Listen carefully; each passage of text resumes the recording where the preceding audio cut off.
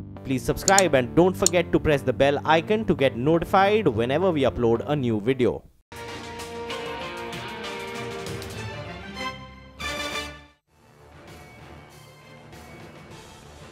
Well, high drama in Parliament as the Modi government faces its first no-trust vote, the first in the Lok Sabha since 2003. Congress President Rahul Gandhi slamming the BJP, claiming that India was a victim of their Jumla strikes. He ended the speech with dramatic words and an even more dramatic gesture. Looking at the Prime Minister, Rahul Gandhi said, and I quote, "You call me Pappu, but I have no hatred for you," end of quote. He then walked across the aisle, giving the Prime Minister a hug. To everyone's surprise, including the Prime Minister then shook Rahul Gandhi's hands and gave him a pat, quite literally, on the back. But the drama didn't end there. Gandhi walked back to his seat, and about 90 seconds after the bear hug, he winked at his Congress colleagues.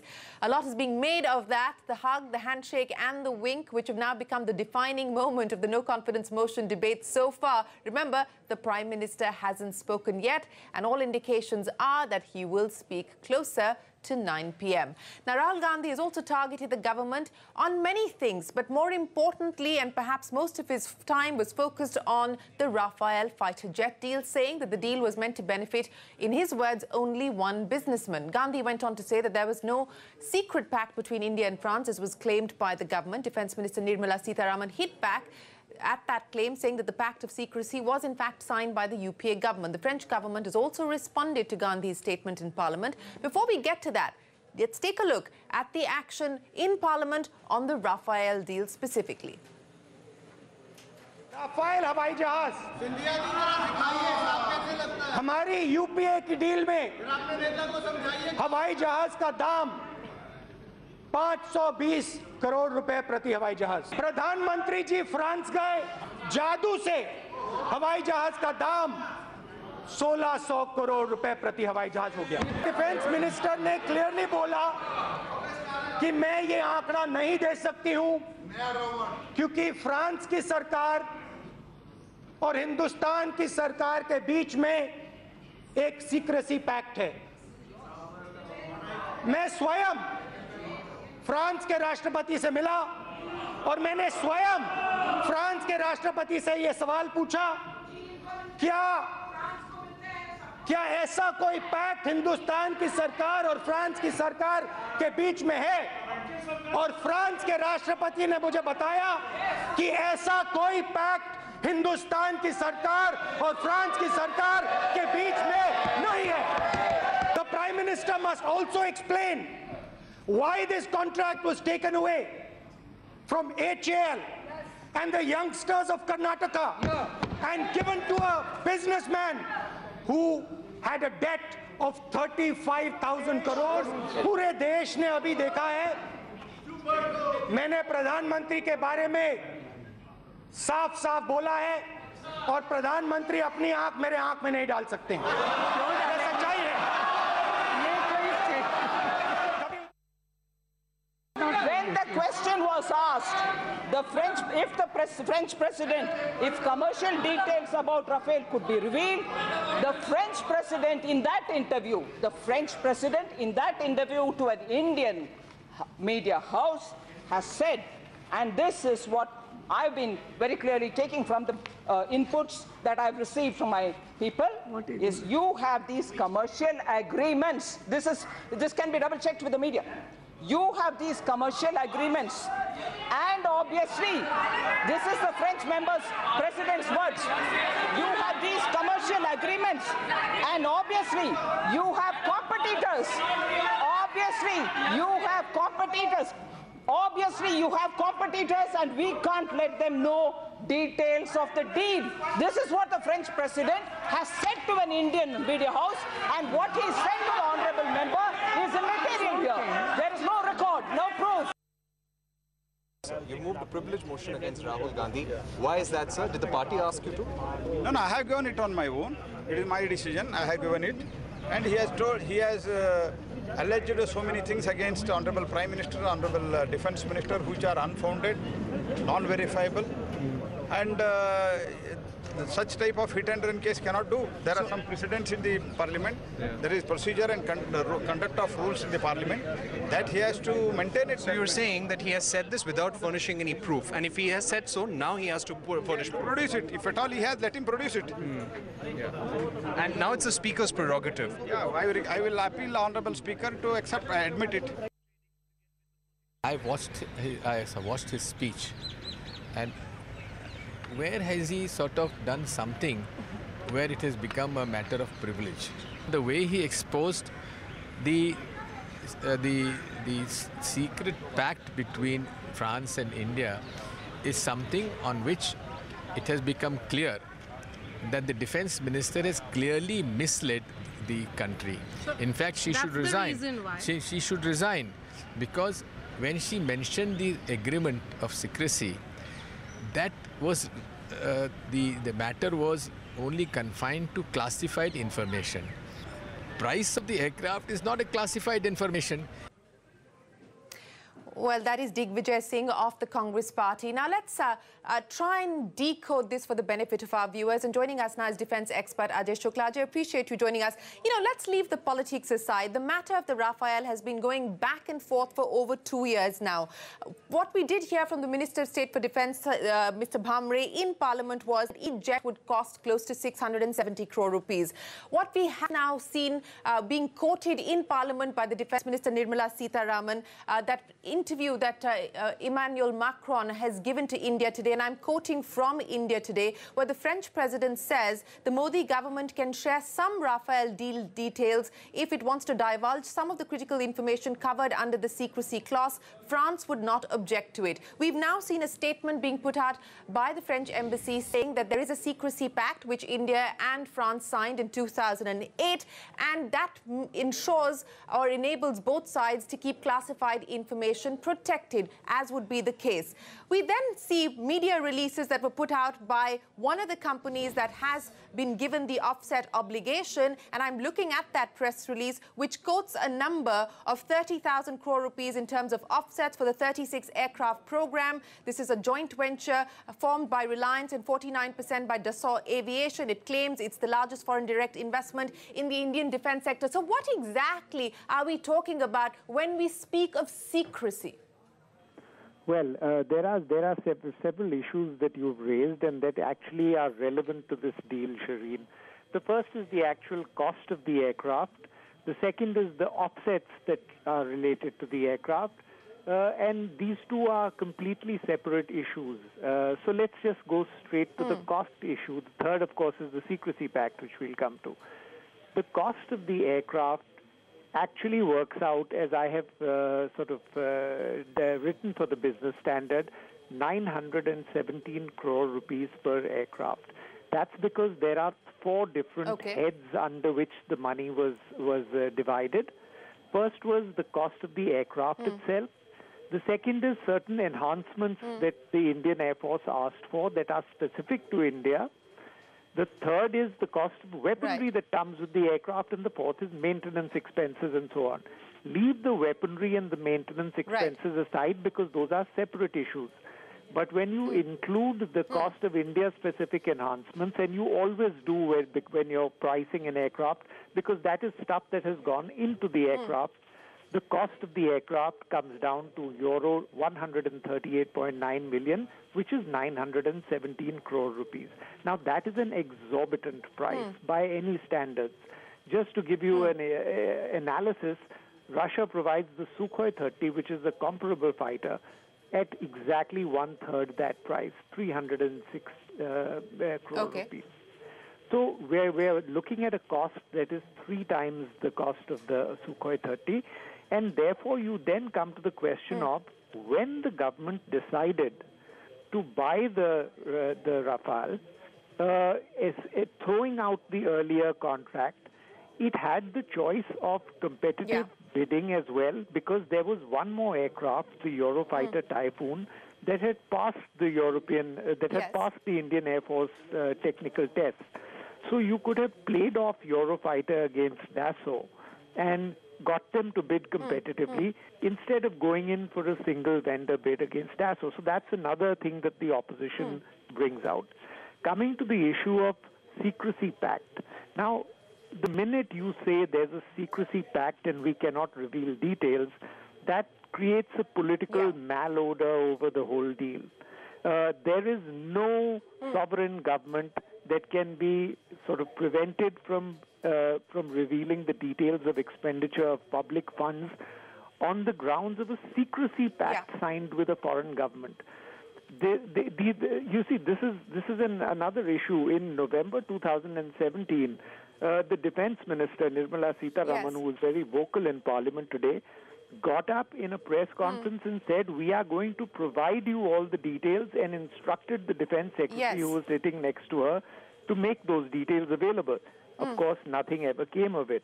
And finally, you have this whole issue of, why you didn't go into competitive bidding, why the price is so high, why you're not revealing the details, and that provides plenty of ammunition to the opposition.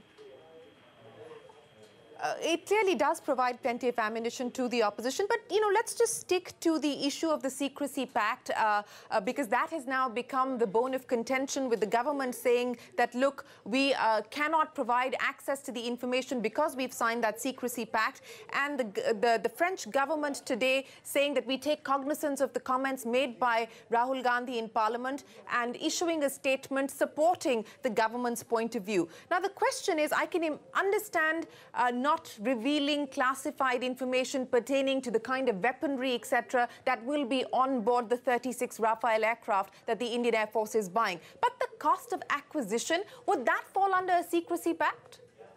It is completely out of the question. First of all, the French government is an interested party in this deal because it's the seller. Not directly the seller. The seller is Dassault, which is a private-held company. But the French government, in terms of creating French jobs and so on, has a direct stake in making sure that this deal goes through without a problem. So it's an interested party. As for the figures, the actual figures, they were put out by a very senior defense official who I cannot name, but I was there in the defense ministry when when those figures were put out. The whole Indian media, based on those figures, it was a sort of media conference in which those figures were put out by the official. Those figures were widely reported. There is nothing serious about these figures, and the government itself wanted to put out the figures at that time because at that time it was portraying the deal as a great triumph of national security. So this argument about secrecy just does not fly. What they're probably resorting to is a normal confidentiality pact that is a part of every single defense deal. They're probably taking that normal confidentiality pact that was a part of this deal and making it out to be some kind of binding commitment that prevents them from giving these figures, which they already put out themselves, though not ascribably. So it's a sort of defensive position that the government has taken, and it's a position that lends itself to offense from the opposition. I would imagine that a lot of the attack on Rahul Gandhi's part has really been on account of the offset deal that has happened. And I quoted to you from the media release that was put out by Dassault Reliance Aerospace, which is the joint venture that has been formed to take the offset program forward. It will be the lead executor of the 30,000 crore rupee offset for the 36 aircraft. What should we now expect on this front by way, perhaps, of more transparency, if that, in fact, will be the order of the day? Well, Shireen, you raise a good point.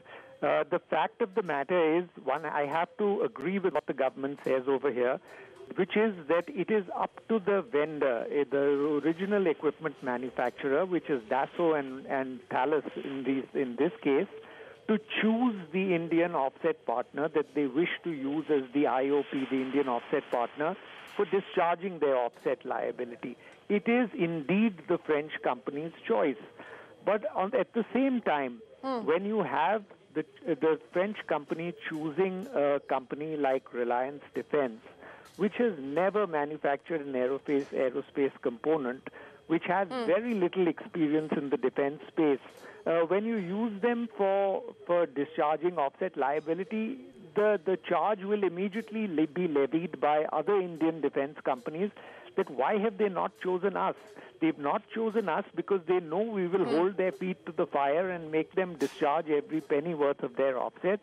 We will absorb the technologies that they give, and we will generate Make in India out of it, if necessary, posing as competition to the French companies.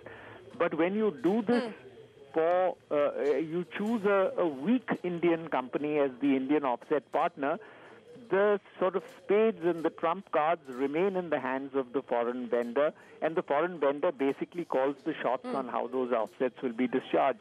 So these two things playing out simultaneously. One, the selection of a weak company, and secondly, the selection of a company that is not just weak but known to be close to the powers that be.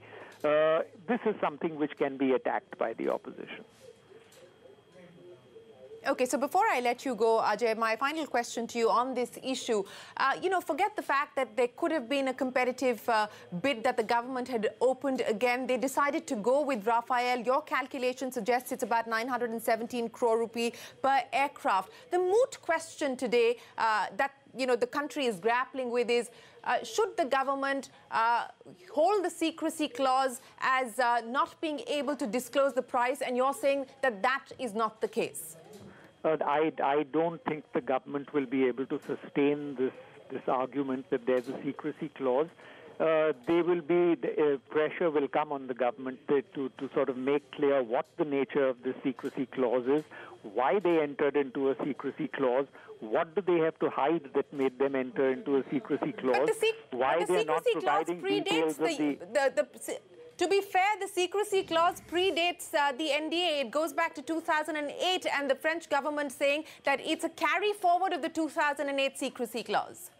Yes, but the minute you shine the light on the secrecy clause, it will become evident that this is not a regular secrecy clause signed one-on-one between the French government and the Indian government, but part of a regular non-disclosure agreement that is a part of every defense contracting procedure. So, it's one thing to just toss out this argument that there's a secrecy clause. But when you start demanding details of the secrecy clause, it will quickly become evident that it is not a secrecy clause that has been entered into, but just a regular non-disclosure agreement. Okay. It will be hard to justify a secrecy clause in any case, because the question will then arise, even if there is a secrecy clause, that why is there a secrecy clause? Why, when you are spending public money and which is subject to accountability, why can you not get this audited by the CAG, which does secret audits, including on the nuclear program? This is not a sustainable argument at all, Shireen. Okay, not a sustainable argument, but I would suspect it would be thrown back at the Congress, saying that this was a secrecy clause that was inked during the time of the UPA. Ajay Shukla, always a pleasure. Appreciate you joining us here to help us understand the controversy over the Rafael. But let me bring in Vinod Sharma, political editor of the Hindustan Times. I would imagine, Vinod, that you've been watching the proceedings in Parliament. A lot is being made about the handshake, the hug and the wink of Rahul Gandhi. To your mind, is this fact that now the French government has issued a statement which the government claims has rebuffed Rahul Gandhi, in a sense diluted the position that he took in Parliament today? No, you see, the Treasury will try and dilute his claims and try to superimpose its own claims using the French government statement. But as your earlier guest was pointing out, that what prevents the government from revealing the price of the aircraft per piece, That is the main point of contention, and also the technology transfer. Why is that not being done as per the new arrangement between the French government and our government? And what about the Cabinet Committee on Security? Was their clearance taken? The Prime Minister went to France and altered there was a paradigm shift in the nature of the contract between the two governments. So there is a lot to be said. And if you are investing such amount of public money into the purchase of a weapon system, without going into the custom-built features of that system, which are exclusive to India, you can make at least a general statement and tell the people that this money has been well spent. It is the silence from the government side which is making the opposition raise questions and some people finding those questions legitimate. Insofar as the Rahul Gandhi walking across to the PM and hugging him, well, it has been said that, the speaker went on record to say that this was not parliamentary procedure, this is not done. But I think that Indian polity needs that. I think adversaries need to reach out to each other.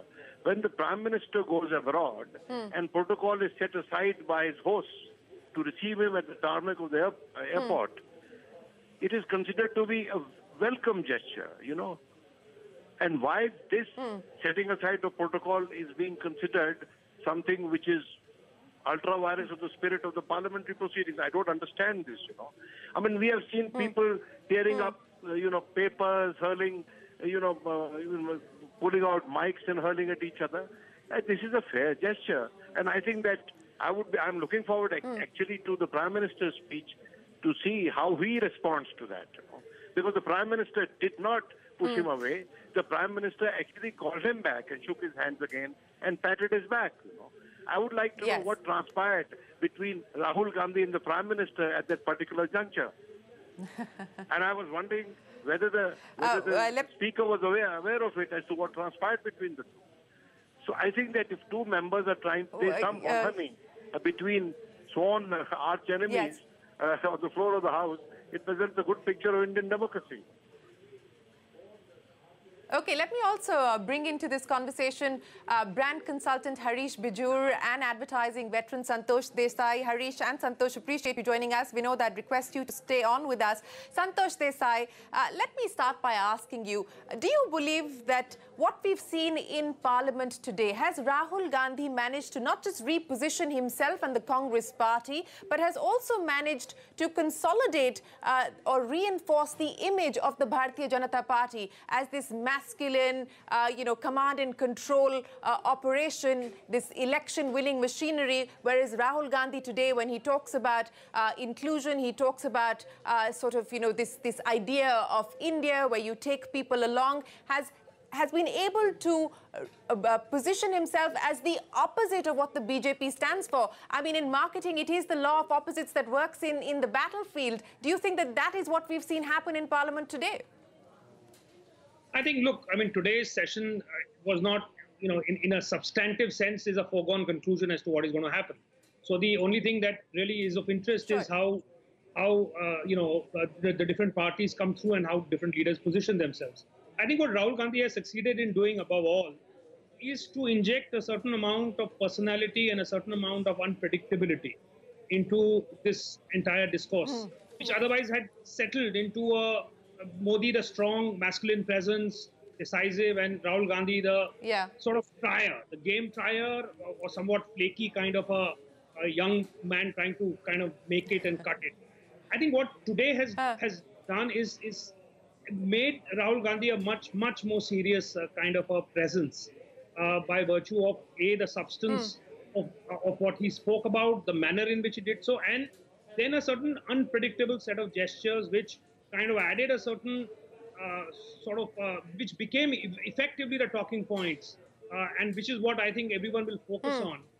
So in terms of being able to define the discourse, in terms of making the conversation about him, above all, I think that is a success that he's had. It does help him in the long run. It does help turn a certain perception around. It also it's clearly rattled BJP and has put them on the back foot, something that they are not comfortable being. So in that sense, I think this is a significant step for him.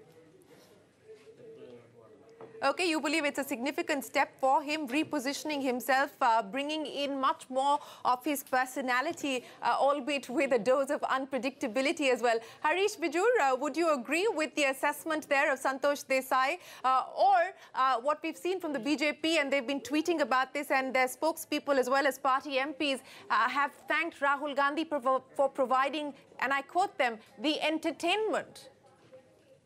Well, I think the fact remains that, this is Rahul Gandhi's best ever parliament appearance. And I would even rate it, because I've been tracking Mr. Modi and Rahul together, every speech of theirs literally. This could be Rahul Gandhi's best ever in the Indian context. And I think that is appreciable.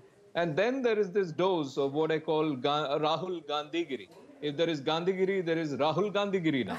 And that is new. And that is his outreach. And I think, you know, that's pretty interesting. Rahul comes quite combative. Will it resonate? Harish, you know, you talked about this Rahul Gandhigiri. Do you believe that this will resonate with people? I think it will. You know, the opposition parties, every one of them, at least, you know, who are pitted against the Congress, will rile it. But believe it or not, if you look at what people will say about outreach, it is a very human thing to do. It is, you know, Rahul Gandhi was ballistic. He was bombastic. He was totally, you know, in his element, out of his element even. And at the end of it, as a palliative, he walks across. And if I'm to believe what I have read, there's a little bit of feet touching, there's a little bit of a hug, and then he gets up and, you know, and also, you know, I think he's showcasing everything. He's showcasing and saying that you can rile me. And look at his words. He is very combative. He says, I am the Congress. We are the Congress. And I will make all of you like the Congress. Now, that is new Rahul Gandhi. Believe it or not, this is going to resonate with a set of people. But, of course, he's got to take the wink quite badly. Because, you know, when you're in the public eye, your eye cannot wink. And I think that is a downside of what he did. That may be a downside of what he did. But Santosh, do you believe that that what we saw today, this emergence of a new Rahul Gandhi as well as this Rahul Gandhigiri that Harish spoke of, will it resonate with the fence-sitters, you think? I mean, you know, the BJP has its own constituency. The Congress, to an extent, has its own constituency. Will it resonate with the fence-sitters and convert that into votes for the Congress party? Well, you know, I think what it will do is just the sense of weight and the sense of the fact that there is heft and that there is some reason to believe in the effectiveness of an opposition leader who you so far have not regarded that seriously. Although that has been changing over the last few months in any case.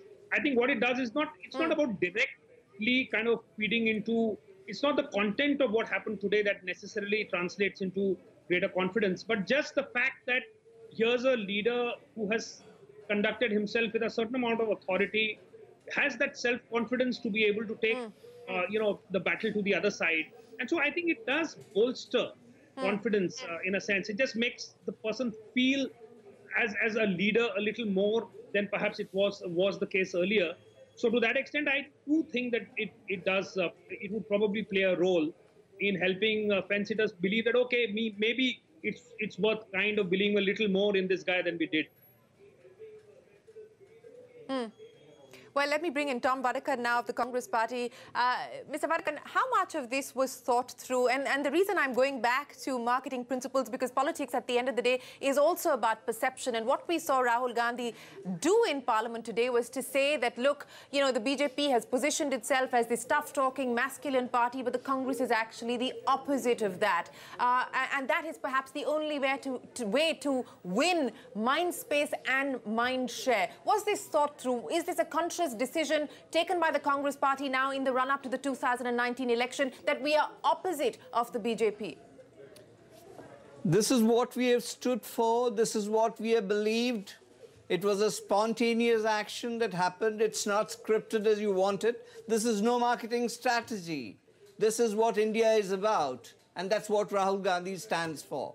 You may give it all sort of versions, but the reality is the Congress president walked up to the Prime Minister of India, hugged him. The Prime Minister was not ready for it. They shook hands.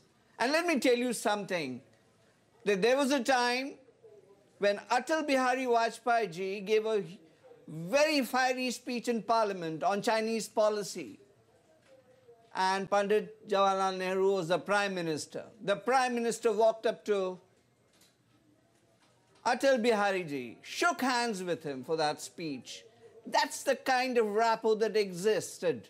Now there's a wall, there's a barrier. The message is that we have broken that. Well, affection, policy are two different things. Ideology is one place. That's human connect. That has been established. The message is to polity in India that you can't create these artificial barriers. We are all in the service of this nation. And the point is being made. Now, if you want to call it marketing strategy, you want to call it brand positioning, whatever be it, but the reality is that's there for the people to see. The reality is the test of the pudding is what the visuals convey.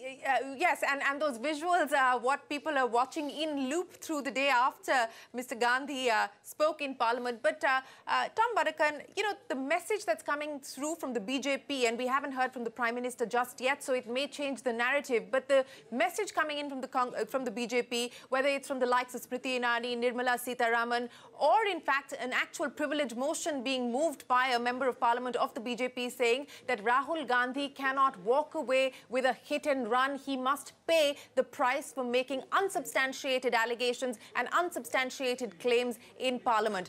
Do you now expect that that is going to be the tone and tenor of the response in Parliament from the Prime Minister? Well, I don't know what the Prime Minister plans to say, or would I try to predict what he intends to do. But let me tell you, the entire Bharatiya Janata Party is rattled.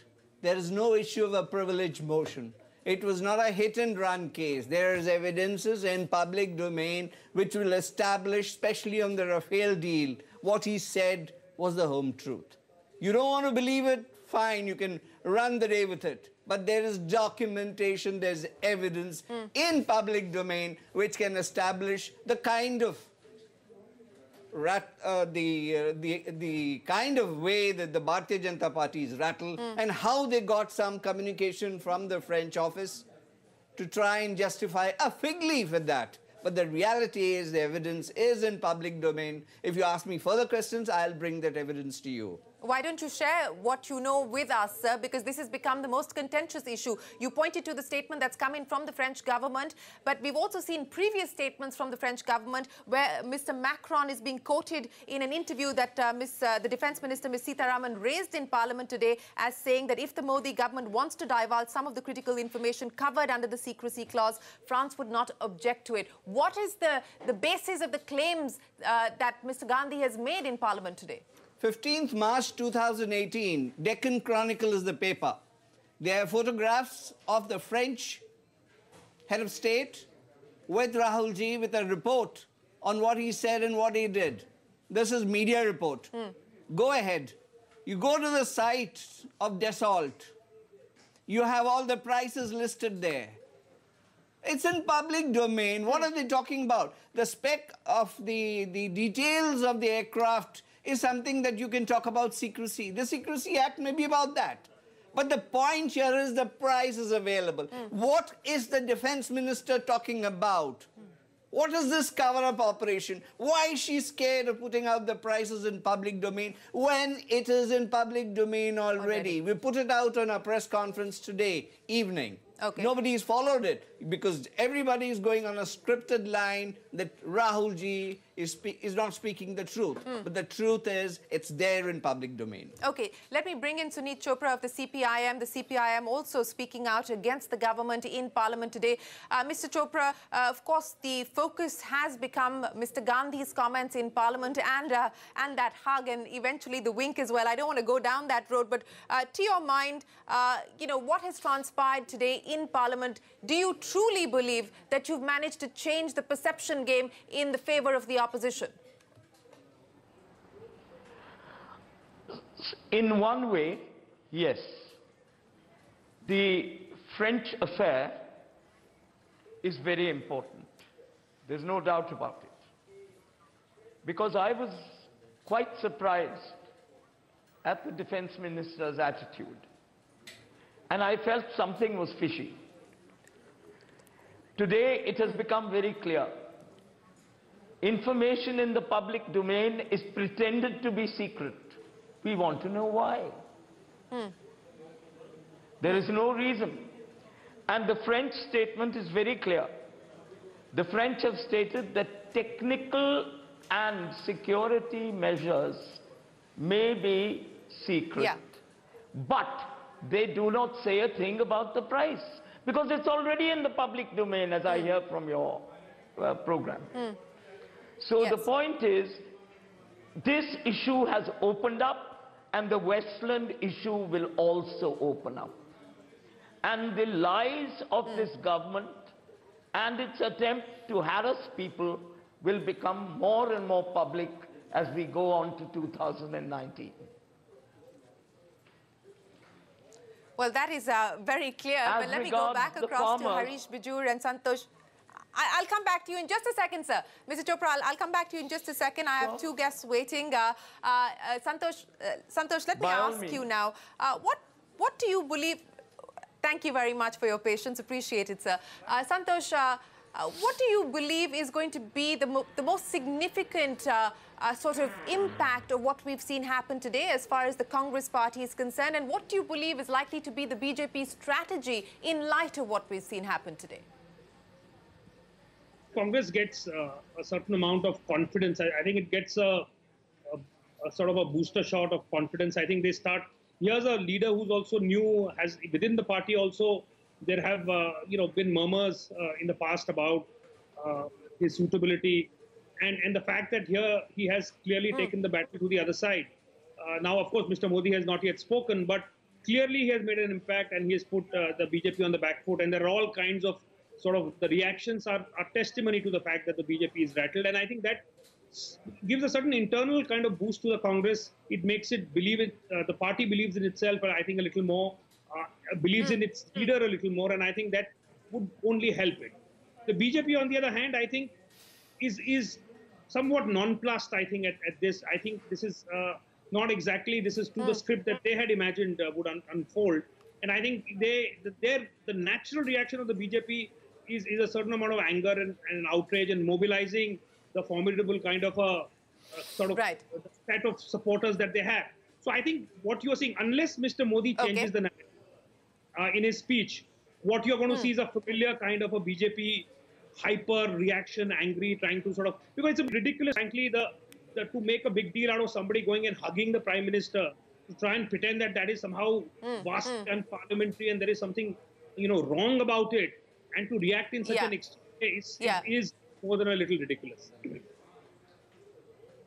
Okay, Harish Majhi, I'll give you the final comment on what you believe this, in fact, does as far as Rahul Gandhi is concerned. You said that this has been his best ever performance. You said you even rated it. What's been the rating?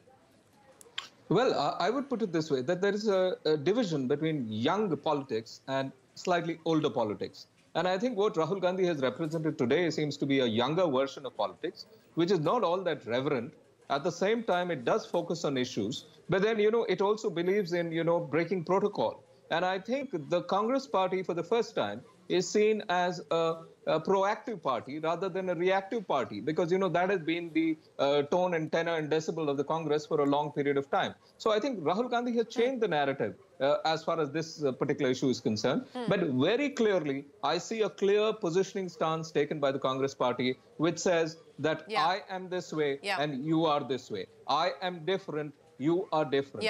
Opposites. So the electorate is going to be offered by the Congress party a rank opposite imagery as opposed to the BJP. And I think that is what is going to be counting for them in the future. But don't underestimate the power of the Prime Minister and what the Prime Minister is going to say now. I think all of us are waiting for that.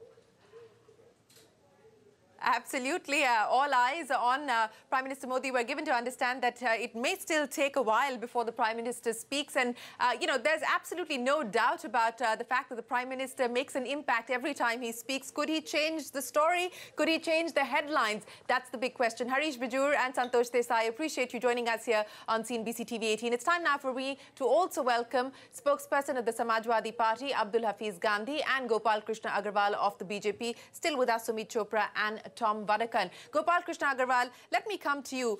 First, as all of our guests have spoken on the panel, why make such a big deal of this hug? I mean, here is a leader of the Congress party reaching out to your leader, walking across the aisle, extending a hand, extending a hug even. What is unparliamentary about it? So you see the whole sequence of event. He is talking all the abusive language to the Prime Minister, telling lies about the Prime Minister telling lies that was completely unfounded without any documentary evidence. We all waited for substance in his lecture.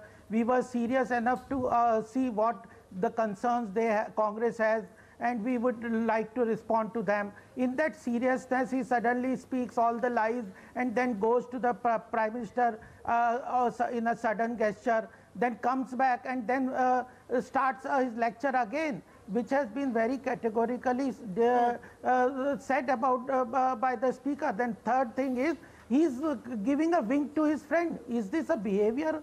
The way you see Priya Prakash, that kind of wink, she has appreciated that wink. So, this is the drama that you're equating. Was it a pre-planned one? Okay, you're equating Rahul Gandhi's. Yeah. Okay. No, it is Priya Prakash. Okay. All right, you're equating that wink with Priya Prakash.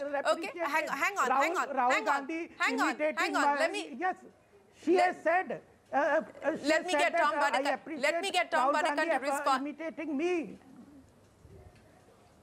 Let me get Tom Vadakar to respond to the comments that have been made by the BJP spokesperson. Tom Vadakar, this was political.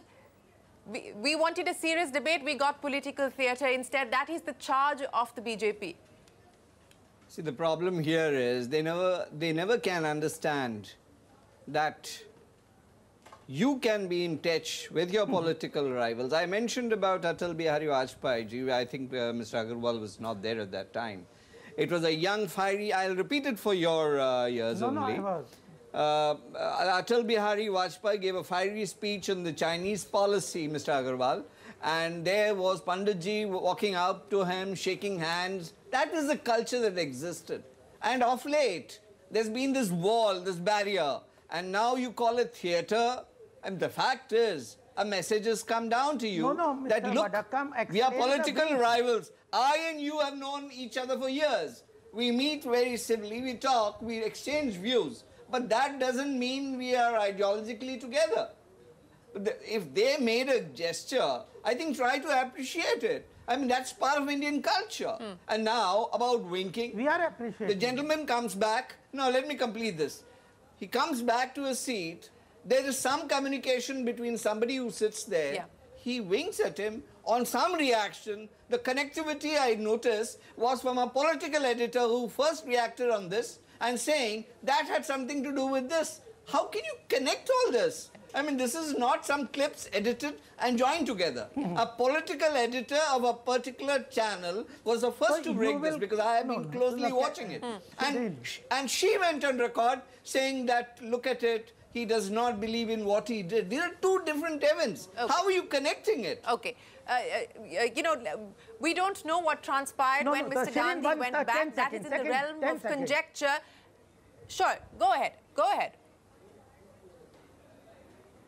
The issue is that you cannot edit what you want to connect with goodness of Rahul Gandhi. What is the wickedness on that you are connecting with is disconnected to the issue. The whole thing was a optics. It was for a planned, pre-planned. That's what we are telling. It is for the Congress to decide and the people to decide. Was it all a planned camouflage for optics? It was a theatre, or there was substance even if in it his were lecture? planned, sir. Then why he is saying Prime Minister liar?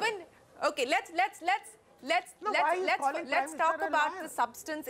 Let's talk about the substance. Mr. Agarwal, let's talk about substance. Let's not focus any more on conjecture about winks and hugs and premeditated action. Let's talk about substance. I think one of the most controversial issues has been with respect to the Rafale. Now, what is very clear here is that the government says that there is a secrecy clause. This was signed in 2008. But what prevents the government from disclosing the cost of acquisition? Yes, there are sensitivities when it comes to weaponry, technology transfer, and so on and so forth. But what prevents the government from acknowledging the cost of acquisition? Because several numbers have done the round. Your own party people in Parliament have given figures from 670 crore rupees, which was the figure that Mr. Bhamre had given in Parliament. The Defence Minister has gone on record to state, we will disclose all the details. Don't disclose what is confidential by way of weaponry, etc. But why can't you tell the country what is the cost of acquisition? Sure. No, the cost of the total deal is and the French have stated it. It is the question of what is the structured deal it is. No, the issue is how it is structured, what are the product included, what is the technology transfer. That's what is the complication between, and that is the secrecy. The total deal, number of planes, everything is known in the public. The defense minister has said, now each plane, what it contains, what is the technology transfer, how much weapons it contains, what is the difference, and how it is. Those are the issues which are a secrecy. And even if the issue is that you cannot tell in the parliament, you can question. We don't say that Rahul doesn't have Mr. Rahul Gandhi doesn't have the right to ask for the rates or any price. But the issue is you are telling that the defense minister is lying with the instruction of the Prime Minister, who is a big liar and now conducting a story which cannot be verified, that I talked to the President of the France, he told me. All this story is, what is this? How can you, who will verify but the you are fact missing that one he thing. talked to the He President said or not? that the contract with HAL was broken for a private businessman. Let me finish. Mr. Chopra, just a second. No, yes, go ahead. Yeah, let me finish. It is not only, it is not only that the Rahul Gandhi is saying that I talked to the Prime Minister, President of the France, and he told me this, but on that story, based on that story, he is saying that our Prime Minister is telling lies in the Parliament. Is this the way you talk to, and then you talk of the floor of the House, the authenticity of the floor? Okay, let me, Mr. Chopra, you wanted to come in on that, respond to Gopal Krishna Agarwal. Yes. You see, Mr. Agrawal is ignoring one factor. Another thing that he stated, and very clearly, was that a previous contract with HAL was broken to help a certain businessman who had gone with the Prime Minister to France. So the breaking of the contract is linked to the price. Okay, all right. That again is a charge made by Rahul Gandhi in Parliament. Are we discussing a defense deal or no confidence? Exactly. I listened very carefully to him. No, and sir, to the French. Sir, Mr. Agarwal, you said, Agarwal, you said let's talk about substance, and hence we're focusing on the issues, that Sir, I'm merely getting you to react to what Mr. Gandhi said. I gave you ample time.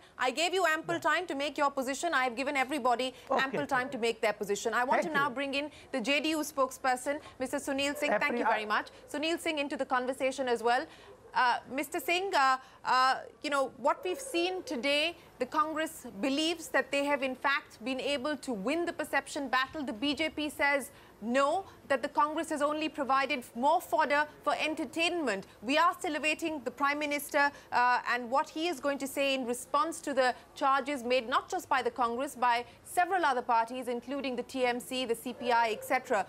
What, to your mind, has been the highlight, really, of this no-confidence motion for you?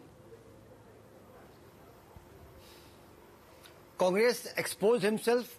Congress cut a sorry figure for himself. Like the Congress, Rahul Gandhi ji, he said something about the Rafale deal and he talked about the French president as a witness to it. And the contradiction has come from the France government that nothing of this sort has taken place. Now, look, and a letter has been produced by Nirmala Sitharaman that yes, a deal was signed between the French government and the Indian government led by then UPA. And then Defense Minister A.K. Antony, which said that there will be a secrecy to the Rafale deal between India and France, which Rahul Gandhi has otherwise. So Rahul Gandhi exposed himself.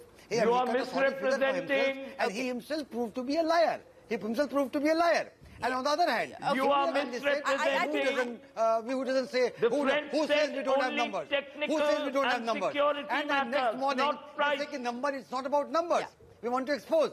So Congress on many fronts has exposed that Congress is not serious about the various bills that are going to be discussed in the Parliament. And they have chosen the no confidence as a tactic move to divert people's attention from the core issue of the welfare measure, from the triple talaq, women reservation bill, the the mob lynching bill and from other welfare bills which could have done good for the nation.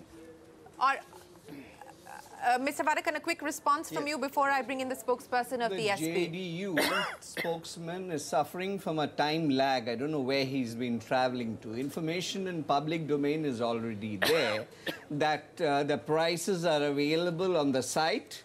Plus, I have quoted Deccan Chronicle, March 15th, 2018, with photographs of the French dignitary and Rahul Gandhi, and the details of the story and communication between the French head of state and Rahul Ji. This is on media paper. This is available. The prices are there on the site of the company. Now let me brief you further. Let me go by a newspaper report. We'll go by the official declaration from the French government. No. And sir, the official... Please wait, have a little patience. The official statement is more nuanced. I think your party has not briefed you. The official statement is much more nuanced and either side would like it. No, sir.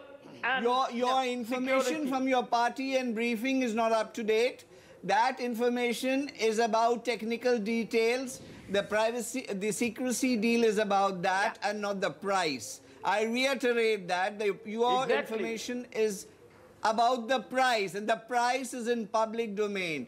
Indian National Congress put out the price, and we said what we said, and that's on record.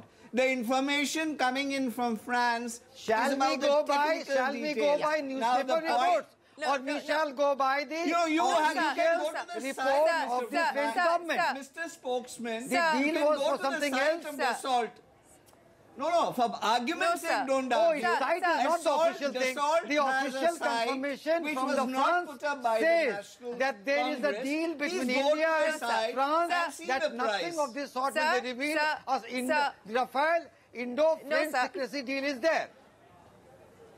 Mr. Singh, let's move away from Rafale now. We've spent enough time on that, but let me go across to the Samajwadi Party spokesperson, Abdul Gani. Sir, you know, at the end of the day, a lot of charges have been made by all political parties against the government hitting right back at parties like the Congress and everybody else in opposition. What is it going to matter post what we see happen today? What do you believe is actually going to be the impact of this no confidence motion? Because the fact that it is going to go in favor of the government is a foregone conclusion. But outside of what has happened in Parliament today, what is it going to mean for the people? How will it resonate for the people? What is it going to mean in terms of future strategy as we look to 2019? Shireen, I think this is the first government which is not interested in discussion and questions. Questions and discussions are very important as far as democracy is concerned. We saw in the budget session when the no confidence motion was brought by the TDP and YSR Congress, and we also saw how the government did everything to stall the discussion, and the notice could not be moved for discussion. Now the government, the speaker accepted the motion, and this is happening for the first time that 7 hours were allotted. So 7 hours are is a very short period. We have seen no confidence motion where the discussion has taken place for 23 hours and for 4 days. May I remind you of 1963, when for the first time no confidence motion was brought against the government of Jawaharlal Nehru. The discussions went on for 4 days, for 21 hours. Now this is happening for the first time that discussions are not being encouraged. The opposition people, even if they are in less in numbers, so they do have the right for discussing different burning issues which are the nation is facing today. We have real problems. This government is a failure. The government has not implemented the promises which they promised in 2014. We have an issue of, you know, the lynching. We have an issue of atrocities being committed against Dalits. We have the crimes against women rising in the BJP-ruled states. So there are a bill to control lynching is pending with the parliament. Let it be passed. The government is not giving enough. The government is not interested at all. And I think this is the strategy of BJP, and the tradition is being continued from Gujarat, because in Gujarat the government tried every way of stalling the discussion in Gujarat Assembly, and the same tradition is being carried to the parliament now. I am saying that Parliament is the most sacred platform where discussion must be encouraged. But this is a government which is not encouraging discussion. It is allowing its allies to disrupt the proceedings of the Parliament. No, but is a no-confidence motion, the best way forward then? I mean, you're saying that Parliament has become a place where discussion, debate, dialogue is not encouraged, and you blame the government for it. But is no-confidence motion the best way forward then to break the logjam? No confidence motion is a legal way. No confidence motion is provided by the rules of the conduct of Lok Sabha, Rule 198. And this is also given under Article 75 Clause 3, which says that the government should be accountable to the Parliament, and the best method to assess the accountability of the government is to conduct no confidence motion. So I think the opposition has the right to move no confidence motion against the government when the government is the failure as far as the promises are concerned. And we want to show the failures of the government to the people and the broken promises which the government has not performed. So the opposition has every right to debate, discuss. And I think that differences of opinion are there. We are not enemies. And, you know, a lot of things are being said about the gestures and all things and body language of Rahul Gandhi. I think that in politics, we must encourage the right to dissent. And today's gestures of different political leaders, they are the examples of how best the politician can conduct themselves. Okay, let me go across to Shailesh Kumar of the Eurasia Group. He joins us. Shailesh, I don't know how... just one second, Gopal. I'll come back to you in just a second. I don't know whether global investors are tracking the developments in the Indian Parliament at all. You know, from a market's perspective, it's largely a non-event. But Shailesh, you know, what did you make of what we've seen happen today? And how is this really being seen by global investors? So a few points on the point of investors. A lot of them actually were not even aware the vote was going to happen today, to be honest with you, because the events came together so quickly, it caught most of them off guard. I think most of them understand that that the government's going to be able to prove its majority. That's not the question in doubt. It's very obvious they have the numbers. That's not the question at all. Right. But if you're a Western investor, there's two things you're thinking right now. One, why is this happening? And I think, you know, we can have a discussion on the legalities and the norms as to why these happen. That's a separate point. But two, the nuanced point of what will the actual numbers stack up to be. Now, so for example, you know, on our assessment, we think BJP plus its allies easily have 314 seats, right? But the question is, will they come in below or above 314 seats? Now, if it's substantially above, that's going to be a very positive indicator from the investor standpoint as to what will happen in 2019. Even if the BJP itself doesn't come out ahead, it's going to be a positive signal in terms of they can at least formulate a government if needed, which for investor perspective is a very positive signal. On the other hand, if they fall substantially below 314 seats, then that's going to be a very negative signal. So I don't think it's so much about do they win or lose, it's more how much do they win by. So that's a very important point to keep in mind. Also on the opposition side, there's a lot of questions that get asked about, is next year going to be a two-way election or not? And that all depends on the ability of the opposition to form a unity. Now, I think today's events are going to prove, is that a viable option or not? So in many ways, today is the start of the 2019 election. The way these parties come together, the numbers they show in Parliament, what they say, how they say it, and the speeches they give is going to be very closely watched by investors. And the example I want to point to is the fact that the French government came out right away and rebuked what Gandhi said. Now, I don't want to get into a discussion as to the technicalities of the Rafale deal, but this tells you that a lot of people are keenly watching what is the Congress's platform going to be, particularly on the topic of investments in economic policy. And do they have a leg to stand on in 2019? And if so, do investors have to worry about that?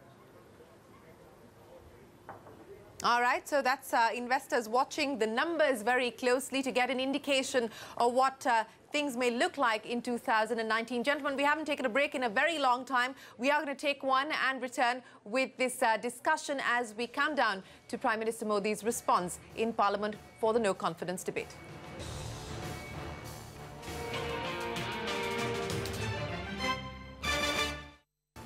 Well, we are discussing the no-confidence motion as we wait for the Prime Minister to speak in Parliament in response to what we've heard through the day. With us on the programme, Tom Badakan of the Congress Party, Sunil Singh, spokesperson of the Janata Dal United, Abdul Hafiz Gandhi, spokesperson of the Samajwadi Party, Sumit Chopra of the CPI, Gopal Krishna Agarwal of the BJP, Shailesh Kumar, Director Asia at the Eurasia Group, and we'll be joined by Mr. Chaudhary of the TDP in just a bit. But gentlemen, let's now talk about what we also expected this event to do, the no confidence motion to do. And let me start by asking you, Mr. Badakan, this was supposed to be an indication of actual opposition unity, of the opposition coming together, working together in a coordinated fashion to give an indication of what we could see ahead of 2019. Do you believe that you've been effectively able to do that? Well, I think it is not the way you described that this was a dry run for 2019. Far from that. There was this no confidence motion introduced, and there was teammanship seen, and the fact that the parties that supported them together, we were in the backup, and it's not as if everything was timed or planned. The counterparts from TDP presented their case on the situation in Andhra and how they were let down. Detailing was done by the first speaker. And then we also countered it by saying we are in total support of it and agreed with. So there is a meeting of mind which has happened. There is, despite the ideological differences, there is this desire to get out of this current dispensation which is in power today.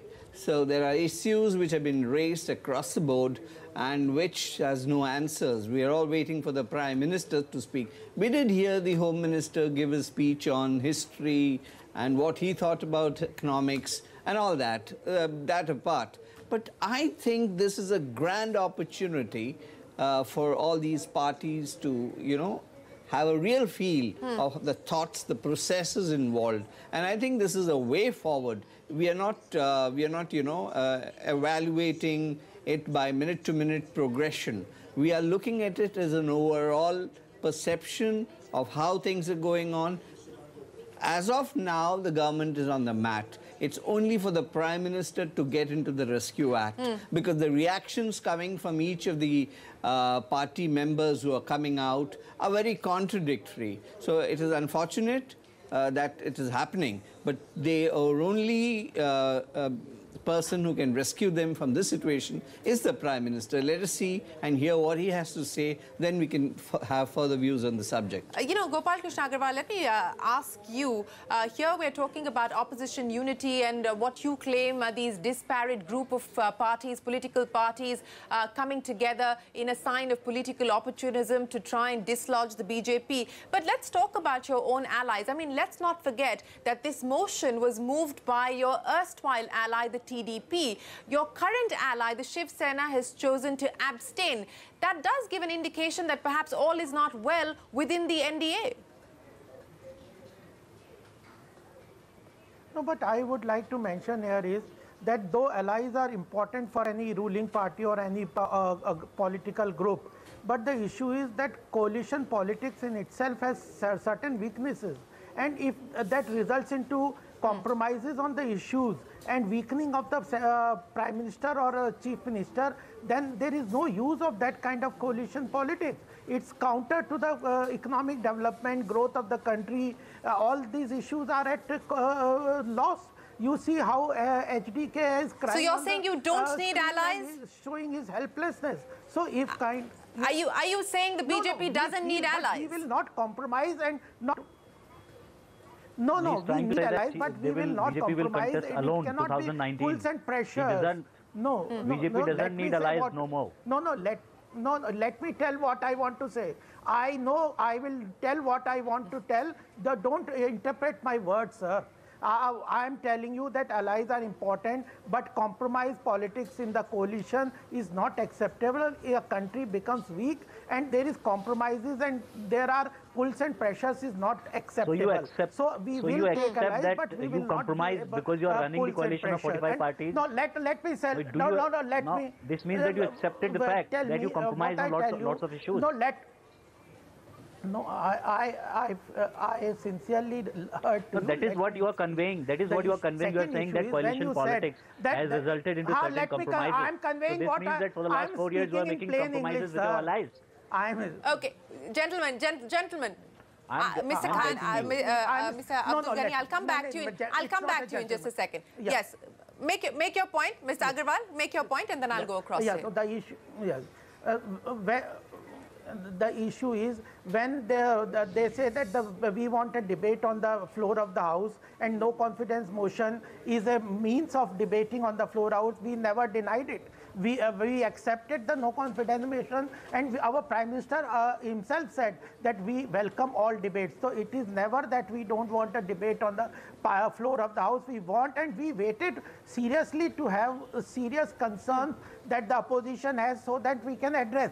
But I think it's a wasted opportunity by the opposition. Rahul Gandhi particularly went for optics and no substance. And the important thing is, I would like to cite one example that from Mr. Nehru. In the third term, he said, after a no confidence motion and discussion of 4 days, he said it's an unreal discussion that we had, because the foregone conclusion was there that my government is stable. So the same thing is now being proved by the opposition. They wasted an opportunity. We will utilize it. All right, Abdul Hafiz Gandhi, let me come to you now with this, idea that is being bandied about of this federal formation, and you are hoping to tie up with the BSP, at least as far as the state of UP is concerned. Are we going to see these state-wise alliances? Can there be the possibility of this grand alliance? Because look, can we imagine a scenario where the TMC and the CPI would in fact be part of some sort of a federal formation or a third formation, the TDP or the TRS coming together? I mean, there are these fractured, and differences that exist even when it comes to regional parties. So what is the realistic expectation then when we talk about alliance politics ahead of 2019? I think there are a lot of deliberations have to be gone into before deciding that whether there should be a larger national alliance or there should be a state-specific alliance. But as far as I am concerned, that the opposition should give a united fight to the NDA, which is also the amalgamation of more than 45 parties. Now the BJP spokesperson is saying that in a coalition era we have to compromise on certain issues. But I think that BJP is trying to make the narrative. BJP is trying to narrate that Modi BJP is trying to make the narrative that the all versus Modi. I think this is not the case. This is not the case. BJP is the amalgamation of 45 parties, and if other people are entering into alliances, what problem the BJP is having? So you cannot have double standards as far as coalition politics is concerned. You can enter into alliances, but if opposition parties are entering into alliances, you have objection to it. Now I am saying that the NDA's own allies, they have lost trust. You see the PDP, they have gone away from the NDA. Now the Shiv Sena is making hue and cry every day. Now most of the time Akali Dal also expresses their displeasure. Now most of the allies, they are not happy. TDP ran away from them, saying that they could not perform the promises which they made for the state of Andhra Pradesh. So their allies have expressed the no trust Mr. Khan, in them, talk and about yourself. It is becoming very difficult for BJP. And I think that the allies will go away from Mr. BJP. Chopra, let me sure. Mr. Chopra, let me bring you in with a quick comment on this possibility of a grand alliance. We've lost that. Shailesh, how are you looking at this, and how are global investors looking at this possibility of a united opposition?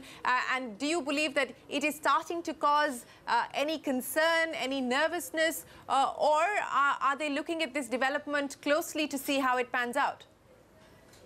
They are nervous about it because, if we, what the irony is, if you think back, for example, to 2009 when Congress won, markets went up, and the expectation at that time was, this is the party that reformed the economy. At least that was the perception, right? And from the early 90s, things have changed dramatically now. So there is concern, though, that if there is a strong Congress-led opposition that includes parties like TMC and others, that it could possibly be bad for economics. And specifically the worry that they have is, are we going to go back to an environment that we saw from, for example, 2009 to 2013, when you have significantly higher fiscal deficits, and not because the fiscal deficits are wider because they're spending on infrastructure, but because they're wider because you're spending on subsidies and welfare? Are you going to go back to an environment where trade policy induces wider current account deficits, where inflation goes back up to double digits, where the spending mix just doesn't improve dramatically, and where reforms are either stalled or unwound? That's the concern, at least from the investor perspective, that you could go back to that type of environment. So if you do start to see, for example, after today's vote, a situation where there is very strong opposition unity, and there is a situation where, for example, the number of votes against the NDA come out to something in the high 100s or low 200s, it's going to be a very bad signal for investors, because they're going to look at this as an indication that if 2019 becomes a two-way election, then Modi can't win, because at 30 or 31% of the vote, and if it's only a binary option, then the BJP is in a very tough situation at that point. So going into 2019, after today, if you have a very strong turnout of anti-BJP sentiment in Parliament, and that indicates that there's going to be a strong coalition next year, I think investors are going to be very, very worried about that situation. Okay, investors will be worried about a coalition in 2019, but we're far from it, at least as of today. Mr. Chopra, yes, you've been wanting to make a point. Go right ahead. Whatever the investors might think, the people of India require democracy. And democracy has two elements in it. One is listening to the other side, and the other is transparency. And I think today's debate contributed sufficiently to both. And there is an attempt by the BJP to cover up transparency. This whole business about the French and the embarrassment and this and that, there is nothing wrong in it, and we have seen, once you have started going into the facts, you have seen that on 15th March, Deccan Chronicle had it all. So where's the problem? We have people in Parliament afraid of democracy and who do not wish democracies to move forward. They want an authoritarian system. If the investors want an authoritarian system, I don't want it. Okay, all right. Let me, I believe we still have about 7 speakers to go. So this looks like it's going to be a long night. 7 more speakers is what I'm given to understand. We still have before the Prime Minister, ahead of the Prime Minister. Yes, Mr. Agarwal. I just want to tell is that we have nothing to worry on this debate.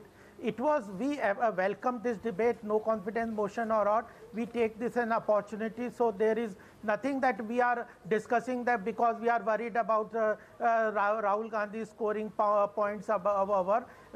If we are discussing just because there has been certain events that we have to discuss. Otherwise, we are very sure what we are doing. We are delivering on the economy, macroeconomic parameters all across, inflation, GDP growth, foreign exchange reserves, then the fiscal deficit targets and FDI, all are in within their good parameters. We are one of the fastest growing economy. We are delivering to the good of the common man. We are delivering to the farmers. We are delivering to the poor people. We are working on financial inclusion through bank accounts. All these issues, we are doing it. So that's what on the ground we are doing that. I would imagine connectivity to the last mile, that is important. Yes, and I would imagine that that will be the sum and substance of the list of achievements that the Prime Minister may speak of. I don't want to preempt what he will say, but that might in fact be content of the Prime Minister's response when he addresses Parliament, which could be any time now, but we are given to understand there's still time. There's about 7 speakers ahead of him. Let's take a quick break. We'll give you all the other headlines of the day, and there's been plenty of them, including a CNBC exclusive with President Donald Trump. We'll bring you that and more when we return.